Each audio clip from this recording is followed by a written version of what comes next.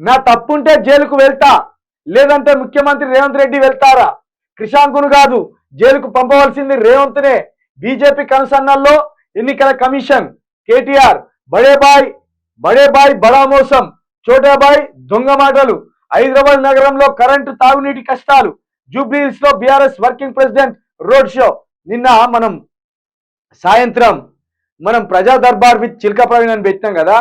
ఇదే జూబ్లీహిల్స్ నియోజకవర్గం, అదే యూసఫ్గూడలో నీరు రాక 5 రోజులు అవుతుంది. ఇక మరి ఎక్కడి నుంచి ఎత్తుకచ్చుకొని సావాలి వాళ్ళు? ఎన్ని ట్యాంకర్లు తెచ్చుకోవాలి? హైదరాబాద్లో నీరు 1 గంట లేకపోతే బతికే పరిస్థితి ఉంటుందా?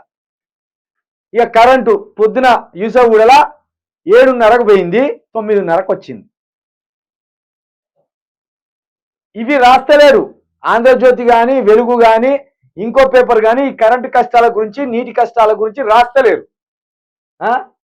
కాబట్టి నా తప్పుంటే జైలుకు వెళ్తా అని ఇక్కడ కేటీఆర్ ఒక సవాల్ అయితే రేవంత్ రెడ్డికి వెళ్ళి విసిరిండు.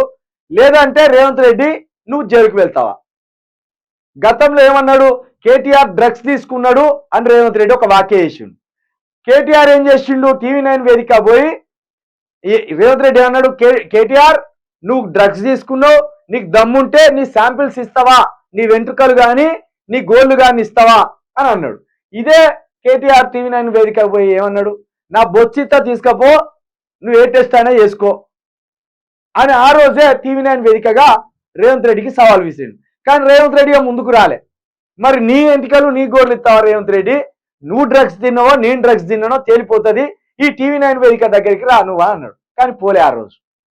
సేమ్ ఇప్పుడు గట్టినే అంటాను, నా తప్పుంటే నేను జైలుకు వెళ్తా, లేదంటే నువ్వు జైలుకు వెళ్తావా రేవంత్ రెడ్డి అని మరొక సవాల్ను కూడా ఈసారి కేటీఆర్ విసిరిండు. మరి దానికి మన గుంపు మేస్త్రి గారు స్వీకరించి ముందుకు వస్తే బాగుంటుంది. ఎవరు దొంగో ఎవరు దొరో తెలిసిపోతుంది. ఇక క్రిషాంకును జైలుకు పంపినలాట.